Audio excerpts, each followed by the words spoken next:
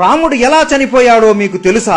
రామనవమి ఎందుకు జరుపుకుంటారో ప్రతి ఒక్కరికి తెలుసు. కానీ రాముడు ఎలా ఈ లోకాన్ని వదిలి వెళ్లిపోయాడో చాలా మందికి తెలియకపోవచ్చు. లక్ష్మణుడు ఎలా చనిపోయాడు? హనుమాన్ని మోసం చేసి రాముడు ఈ లోకాన్ని ఎందుకు వదిలిపెట్టి వెళ్లిపోయాడు? హనుమాన్ ఇప్పుడు ఎక్కడ ఉన్నాడు? ఇవన్నీ ఈ రోజు వీడియోలో తెలుసుకుందాం. ఈ వీడియో ప్రతి ఒక్క రామ భక్తుడు మరియు హనుమంతుడు భక్తుడు చూడాలి. వీడియో చివరి వరకు మిస్ అవ్వకుండా చూడండి. రాముడు రావణుడిని చంపివేశాడు. ఇక త్రేతాయుగం ముగిసే సమయం వచ్చింది. రాముడు అవతారం చాలించాల్సిన సమయం రావడంతో శివుడు బ్రహ్మదేవుడు ఇద్దరు యమధర్మరాజుని నీవు రాముడి దగ్గరికి వెళ్లాల్సిన సమయం వచ్చింది అని చెబుతారు. కానీ యమధర్మరాజు ఎంత ప్రయత్నించినా రాముడి దగ్గరికి కాదు కదా, కనీసం రాజ్యం దగ్గరికి కూడా రాలేడు. ఎందుకంటే సాక్షాత్తు ఆ మహాదేవుడి రూపం అయిన హనుమంతుడు ఎల్లప్పుడూ రాముడి పక్కనే రక్షణగా ఎవ్వరిని దగ్గరికి కూడా రానివ్వకుండా కాపలా కాసున్నాడు. ఒక రోజు రాముడికి శివుడు కలలోకి వచ్చి నీ అవతారం చాలించే సమయం వచ్చింది రామా, యముడు నీ రాజ్యం బయట ఎదురు చూస్తున్నాడు, కానీ నీ ప్రాణానికి హనుమాన్ అడ్డుగా ఉన్నాడు అని అంటాడు. అప్పుడు రాముడికి అంతా అర్థమయ్యి మరుసటి రోజు రాముడు సీత ఇచ్చిన తన ఉంగరాన్ని తీసుకుని ఒక రంధ్రంలోకి వేసి హనుమాన్ని పిలుస్తాడు. హనుమా, సీత ఇచ్చిన ఉంగరం పొరపాటున ఈ రంధ్రంలో పడిపోయింది, దయచేసి నువ్వు వెళ్లి నా ఉంగరాన్ని కనిపెట్టి తీసుకుని రాగలవా అని అడగగా, ప్రభూ అంతేనా, దీనికి మీరు నన్ను ఇంతగా అడగాల, మీరు ఆజ్ఞాపిస్తే చాలు, నేను వెళ్లి తీసుకుని వస్తాను, అలా వెళ్లి ఇలా తీసుకుని వస్తాను ప్రభు అని అనగా హనుమాన్ తన శరీరాన్ని ఒక చీమ అంత చిన్నగా మార్చుకొని ఆ రంధ్రంలోకి దూరుతాడు. అలా వెళుతూ వెళుతూ ఆ రంధ్రం పాతాళ లోకానికి దారి తీస్తుంది. అక్కడ నాగలోకానికి రాజు అయిన నాగరాజు ఉంటాడు. ఆయన దగ్గరికి వెళ్లి నమస్కరించి, నాగరాజా, నా రాముడి ఉంగరం ఒక రంధ్రంలో పడి ఈ పాతాళ లోకానికి వచ్చింది, ఆ ఉంగరం ఎక్కడ ఉందో మీకేమైనా తెలుసా అని అడగగా, ఓహో రాముడి ఉంగరమా, నాకు తెలుసు, ఇక్కడ ఉంది, నాతో రండి అని హనుమాన్ని వెంట తీసుకుని ఒక గృహలోకి తీసుకుని వెళతాడు. ఈ గృహలోనే ఆ ఉంగరాలు ఉన్నాయి అనగా, ఉంగరాలా, నాకు కావాల్సింది నా రాముడి ఉంగరమే కదా అని లోపలికి వెళ్లి చూడగా హనుమాన్ ఆశ్చర్యపోతాడు. ఆ గృహ లోపల ఒకటి కాదు, రెండు కాదు, మూడు కాదు, కొన్ని లక్షల కోట్ల బంగారు ఉంగరాలు ఉంటాయి. హనుమాన్ నవ్వుకొని, నాకు తెలియదా నా రాముడి ఉంగరం ఏదో అని వెతకడం మొదలు పెడతాడు. అయోధ్యలో హనుమంతుడు లేడు అని తెలుసుకుని ఇదే మంచి సమయం అని యముడు రాముడి దగ్గరికి వెళ్లి, రామా, నీతో ఈ రోజు ఏకాంతంగా చాలా ముఖ్యమైన విషయం మాట్లాడాలి. మనం మాట్లాడుకునే సమయంలో ఎవరైనా మధ్యలో వస్తే వారికి మరణదండన ఇవ్వాల్సిందే అని అనగా రాముడు లక్ష్మణుడిని పిలిచి, ఈ బాధ్యత నీదే లక్ష్మణ, ద్వారం దగ్గర ఉండి లోపలికి ఎట్టి పరిస్థితుల్లోనూ ఎవ్వరిని పంపించకు అని ఆజ్ఞాపిస్తాడు. సరే అన్నా అని లక్ష్మణుడు ద్వారం దగ్గర నిలబడుకొని ఉంటాడు.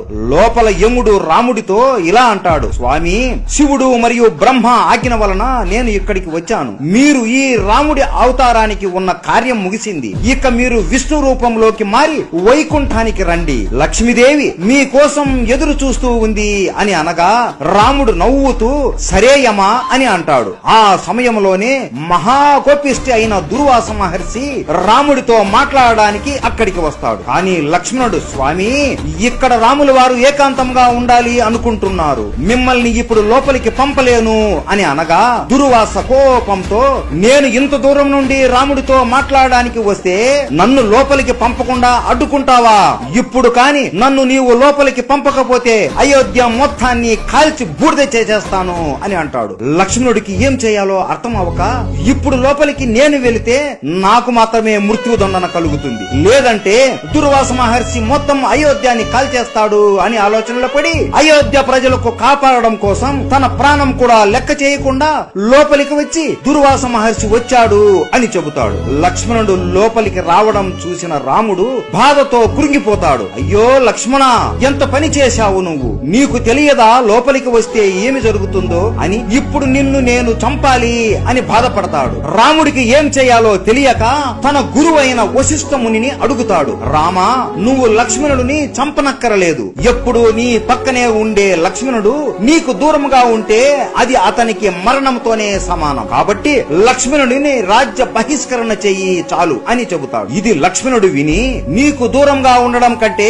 చనిపోవడమే మేలు కదా అన్నా అని సరయూ నదిలో జల సమాధి అయిపోతాడు. ఇది చూసి అతని భార్య ఊర్మిళాదేవి కూడా జల సమాధి అయిపోతుంది. ఈ రెండు మరణాలను చూసి రాముడు బాధతో కృంగిపోతూ నేను కూడా జలసమాధి అయిపోవాలి అని సరియు నది తీరం దగ్గర నిలబడుకుని ఉంటాడు. ఇదే సమయంలో పాతాళ లోకంలో హనుమంతుడు ఏ ఉంగరం చూసినా నా రాముడి ఉంగరం లాగానే ఉంది అని వెతికి వెతికి అలిసిపోయి, ఓ నాగరాజా, ఏ ఉంగరం చూసినా రాముడి ఉంగరం లాగే ఉంది, అసలు ఇన్ని ఉంగరాలు ఇక్కడికి ఎలా వచ్చాయి అని అడుగుతాడు. అప్పుడు నాగరాజు ఇలా వివరిస్తాడు. త్రేతాయుగంలో విష్ణు రూపమైన రాముడు జన్మిస్తాడు. ఎప్పుడైతే ఒక బంగారు ఉంగరం పాతాళ లోకంలో పడుతుందో దాన్ని వెతుకుంటూ ఒక వానరం వస్తుంది. అప్పుడు భూమిపైన రాముడు అస్తమిస్తాడు. దాంతో త్రేతాయుగం అంతమవుతుంది. హనుమా, ఇక్కడ ఇన్ని ఉంగరాలు ఉన్నాయి అంటే ఇన్ని సార్లు రాముడు అస్తమించాడు, అన్ని త్రేతాయుగాలు ముగిశాయి అని అర్థం. జీవితం అంటే ఒక చక్రం హనుమ.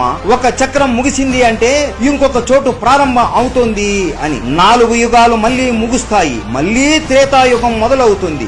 రాముడు మళ్ళీ పుడతాడు, నువ్వు కూడా మళ్ళీ పుడతావు, ఇద్దరూ కలిసి మళ్ళీ రావణుడిని హతమారుతారు అని వాసుకి అంటాడు. హనుమంతుడు ఆశ్చర్యపోతాడు. అంతలోపు అయ్యో, నా రాముడు ఇప్పుడు మరణిస్తాడా అని చేతికి దొరికిన ఉంగరాన్ని తీసుకుని వెంటనే అయోధ్యకి చేరుకుంటాడు. అయోధ్య మొత్తం వెతికినా కూడా రాముడు ఎక్కడా కనిపించడు. అలా గాలిలో ఎగురుతూ ఎగురుతూ వెతుకుతూ ఉండగా సరయూ నదిలో రాముడు జల సమాధి అయిపోతూ కనపడతాడు. వెంటనే అతి వేగంతో కిందికి వచ్చేలోపు రాముడు హనుమాన్ని చూస్తూ నదిలోకి వెళ్లిపోతాడు. ఇదంతా చూసి హనుమాన్ బాధతో గట్టిగా రామా ప్రభు అని ఏడుస్తాడు. అయ్యో, ఇదంతా నా తప్పే, నేను బుద్ధి లేని వాడిని, 1 నిమిషంలో వస్తాను అని ఇంత సమయం వృధా చేశాను, నా వల్లనే ఈ రోజు మీరు నాకు దూరం అయిపోయారు అని బాధపడుతూ ఏడుస్తూ కృంగిపోతూ ఉంటాడు. అప్పటికే రాముడు విష్ణు రూపంలోకి మారిపోయి ఉంటాడు. హనుమాన్ బాధని చూసి ప్రత్యక్షమై, హనుమా, ఇందులో నీ తప్పు ఏమీ లేదు, ఇదంతా జరగాల్సిందే, నువ్వు ఎంత చేసినా జరిగిన దానిని మార్చలేవు అని అంటాడు. ప్రభు, నేను కూడా మీతో పాటే మీ దగ్గరికి వస్తాను అని అనగా, లేదు హనుమ, నీలాంటి భక్తుడు ఈ భూమి మీద ఉండి ధర్మరక్షణ చెయ్యాలి, నువ్వు ఎప్పటికీ చిరంజీవిగా ఉండి ప్రజల్ని కాపాడుతూ ఉండు అని అంటాడు. సరే ప్రభు, మీ ఆజ్ఞ అని హనుమాన్ ఆ ఉంగరాన్ని తన వేలికి తొడుగుకొని హిమాలయాలలో రామనామాన్ని జపిస్తూ ఉంటాడు. ఇప్పటికీ కూడా మన హనుమాన్ రామనామాన్ని ఎవరు జపించినా ఆయన అనుగ్రహాన్ని మనకి ఇస్తూ మనల్ని కాపాడుతూ ఉంటాడు. ఇది రాముడు మరియు లక్ష్మణుడి మరణం వెనక ఉన్న కథ. మీలో ఎంతమందికి ఈ విషయం తెలుసు? ప్రతి ఒక్కరికి రామాయణం ఎలా ముగిసిందో తెలియాలి. ఈ వీడియో ప్రతి ఒక్క రామ భక్తుడు మరియు హనుమంతుడి భక్తుడికి షేర్ చేయండి. ప్రతి ఒక్కరికి రామనవమి శుభాకాంక్షలు. రాముడు అంటే ఇష్టం ఉంటే జై శ్రీరామ్ అని కామెంట్ చేయండి. జై శ్రీరామ్.